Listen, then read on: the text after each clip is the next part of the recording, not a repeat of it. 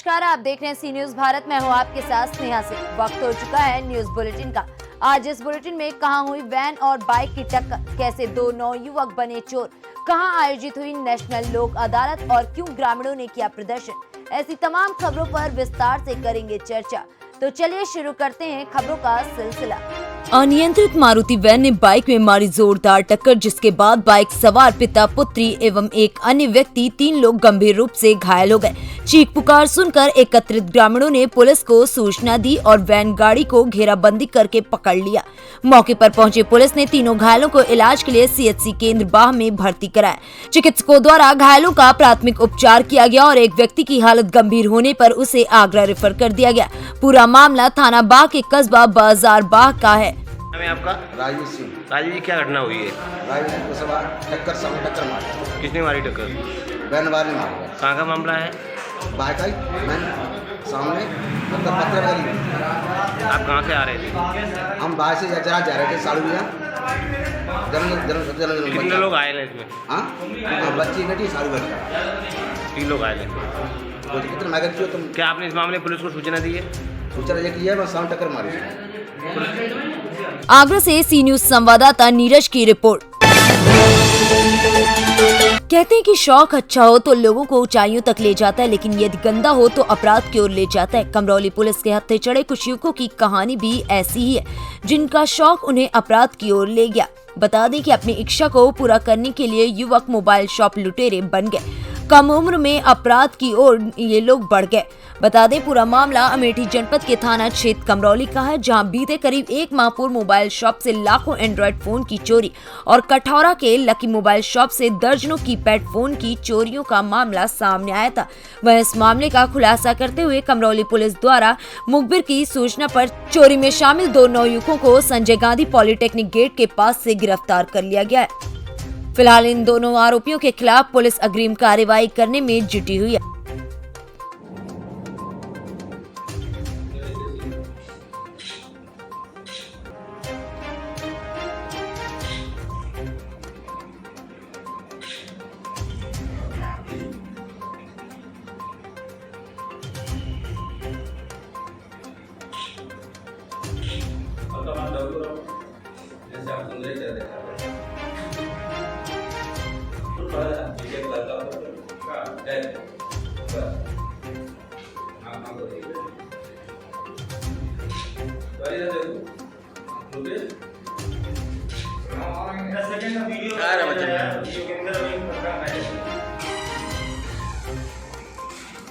अमेठी से सी न्यूज संवाददाता अकील अहमद की रिपोर्ट। बागली न्यायालय परिसर बागली में शनिवार के दिन नेशनल लोक अदालत का आयोजन किया गया। इस दौरान मुख्य रूप से अपर जिला एवं सत्र न्यायाधीश राजकुमार यादव, संगीता पटेल, सुनैना श्रीवास्तव, विवेक सिंह न्यायाधीश उपस्थित रहे।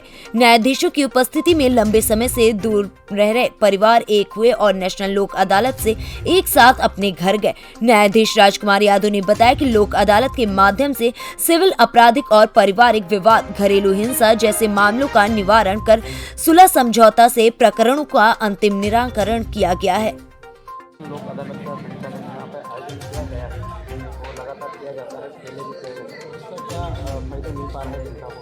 इसका महत्वपूर्ण बात यह है कि नेशनल लोक अदालत के माध्यम से आज वास्तव में पारिवारिक न्यायालय और कुटुंब न्यायालय का काम हुआ है। 15 से अधिक जो दंपत्ति अलग अलग रह रहे थे, जुदा रह रहे थे, तो वो अपने बच्चों के खातिर, उज्ज्वल भविष्य के खातिर एक हुए हैं। कोई उज्ज्वल के खातिर एक हुए हैं, विकास के खातिर एक हुए हैं और मुस्कान के खातिर एक हुए हैं। तो दंपत्तियों के बीच में जो दाम्पत्य अधिकारों की स्थापना हुई, कई ऐसे दंपत्ति थे कि जो तलाक के लिए आए थे और उनमें विवाह विच्छेद के लिए आए थे, छोड़ छुट्टी के लिए आए थे, पर वापस प्रयासों के माध्यम से, हमारे न्यायाधीश गण के प्रयासों के माध्यम से और अभिभाषक गण के प्रयासों से उनमें आपस में सामंजस्य हुआ और सजनी साजन के घर गई, प्रिया के घर गई। ये बहुत बड़ी उपलब्धि लोक अदालत की रही है। कितने लोगों को फायदा मिला है? देखिए, राज्य विधिक सेवा प्राधिकरण जबलपुर के आदेशानुसार जिला विधिक सेवा प्राधिकरण व्यवहार निर्देशन में आज तहसील विधिक सेवा समिति के तत्वाधान में लोक अदालत, नेशनल लोक अदालत का आयोजन किया गया। लोक अदालत का मुख्य उद्देश्य रहता है कि कम से कम विवादों के जो मामले हैं उनका निराकरण भाईचारे से हो, आपसी सामंजस्य से हो, पक्षकारों की सहमति से हो। इसमें न्यायालय की कोई भूमिका नहीं होती है। इसमें मुख्य भूमिका होती है अधिवक्तागण की और खंडपीठ के सदस्यों की। इसका मुख्य उद्देश्य रहता है कि जो भी आज विवाद पैदा हुआ है, इस विवाद का निराकरण आपसी अपनी अपनी सहमति से हो। इसका मुख्य फायदा ये होता है कि पक्षकार एक लंबी लड़ाई से बचते हैं। इस लोक अदालत में जो फैसले होते हैं उसकी कोई अपील नहीं होती है। हमेशा के लिए केस दफा हो जाते हैं और उनमें जो पहले लिटिगेशन चालू होने के पहले जो उनमें भाईचारा था वो पुनः कायम हो जाता है। इसमें ना कोई हारता है ना जीतता है, दोनों पक्षों की जीत होती है। सर आज कितने परिवारों को मिलाया गया है? आज यहाँ लगभग 15 परिवार की जो है जो बिछड़ गए थे, जिनके आपस में अलग अलग रहने से मुकदमे चल रहे थे, वो लगभग 15 केसों का निराकरण हो चुका है। देवास से सी न्यूज संवाददाता दिलीप की रिपोर्ट। आज मलुक पीठाधीश्वर डॉक्टर राजेंद्र दास महाराज का जन्म दिवस है, जो संपूर्ण भारत में विभिन्न स्थानों पर मनाया जा रहा है। महाराज का जन्म ऋषि पंचमी के दिन हुआ था। वर्तमान में वे जड़कौर में चतुर्मास पर है। जन्म दिवस के अवसर पर आज मेहंदी बाग मंदिर में विशाल भंडारे के साथ गौग्रास भंडारे का भी आयोजन किया गया। राम नाम संकीर्तन के साथ विनय पत्रिका पदों का भी गायन किया गया। वर्तमान में राजेंद्र दास महाराज 16 गौशालाओं का संचालन कर रहे हैं, जिसमें 2 लाख से अधिक गौवंशों को आश्रय दिया गया है। कार्यक्रम के दौरान अंचल अटजरिया ने कहा कि आज हम सभी ने एकत्रित होकर राजेंद्र दास महाराज की आयु के लिए प्रार्थना की है, जिससे संस्कृति का विस्तार हो सके और महाराज द्वारा हिंदू धर्म के प्रचार प्रसार में जो योगदान दिया गया है वह आगे भी ऐसे ही बना रहे।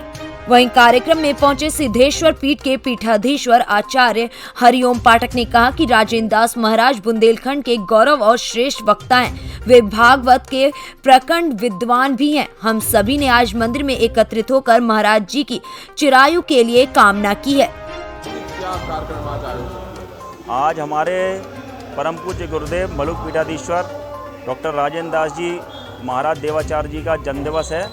ऋषि पंचमी के दिन वो अवतरित हुए थे और यह जन्म दिवस पूरे भारतवर्ष में जगह जगह धूमधाम के साथ में मनाया जा रहा है। महाराज जी इस समय जड़खोर में चातुर्मास कर रहे हैं और उनके जन्म दिवस के अवसर पर इस राम जानकी मंदिर मेहंदी बाग में नाम निष्ठ संत यहाँ के जो महंत जी हैं उनके सानिध्य में आज संत साधु प्रसादी भंडारे का आयोजन किया गया है और उसके साथ ही गौग्रास भंडारे का आयोजन किया गया है। साथ ही साथ 2 घंटे का नाम संकीर्तन, श्री राम नाम संकीर्तन और विनय पत्रिका के पदों का गायन किया गया है और प्रभु से प्रार्थना की गई है कि महाराज जी को दीर्घायु करें, चिरायु करें, जिससे कि जो सनातन संस्कृति है, जिस तरह से उनकी वाणी है और संस्कृति के विस्तार में और संस्कृति को हिंदू धर्म को प्रचारित प्रसारित करने में जो महाराज जी का योगदान है वो निश्चित रूप से जो एक समय पे नारद जी थे, जो एक समय पे जयदन्य ऋषि थे और ऋषि मुनि थे, उस तरह की वाणी महाराज जी की है। तो निश्चित रूप से इस आज जो सनातन की एक परंपरा है उसको आगे बढ़ाने में महाराज जी का बहुत बड़ा योगदान है और वह योगदान ऐसी तरह से निरंतर रूप से चलता रहे, यह हम सभी लोगों ने प्रभु के चरणों में प्रार्थना की है। श्री सीताराम जी महाराज की आज जो है एक हमारे बुंदेलखंड के और नई देश के एक जो गौरव हैं परम पूज्य श्री मलुक पीठाधीश्वर राजेंद्र दास जी महाराज, आज उनका जन्म दिवस है। मतलब उनका जन्म ऋषि पंचमी को हुआ था, तो आज ऋषि पंचमी भी है। तो ऐसा संयोग है और ऐसे महापुरुष का जन्मदिन है। तो महाराज जी के काफ़ी शिष्य हैं, यहाँ प्रेमी हैं।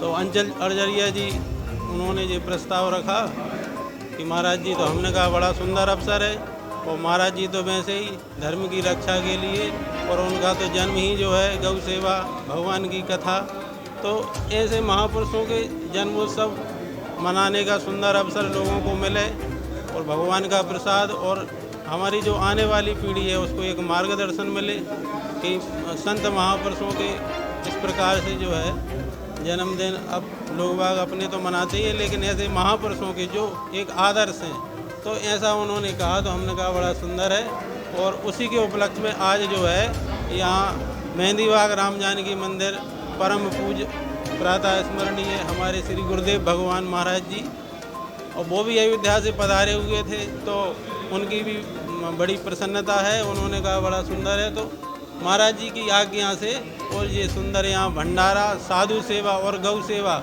ये सभी प्रेमी लोगों ने। झांसी से सी न्यूज संवाददाता अतुल वर्मा की रिपोर्ट। नैनवन उपखंड क्षेत्र के भूमपुरा ग्रामीणों द्वारा बनाए गए तालाब अब कुछ लोगों के आफत बन चुका है। 2 दर्जन से अधिक लोगों के खेत कुएं डूब क्षेत्र में आ गए हैं। पिछले 4 दिनों से पीड़ित परिजन अपने मकानों और खातेदारी जमीनों को खाली करवाने के लिए उपखंड कार्यालय पर धरना दे रहे हैं, लेकिन फिर भी प्रशासन द्वारा कोई कार्रवाई नहीं की जा रही है। शनिवार को धरने पर बैठे पीड़ित लोगों ने उपखंड कार्यालय पर ही चूल्हा जलाकर खाना बनाया। ग्रामीणों की मांग है कि जब तक प्रशासन उनके डूबे क्षेत्र की जमीनों और मकानों को खाली नहीं करवा सकते, तब तक वे धरना पर रहेंगे। पिछले दिनों भूमपुरा के ग्रामीणों ने पाइबलापुरा बांध में आने वाले पानी को रोककर एक बड़े तालाब का निर्माण करवाया।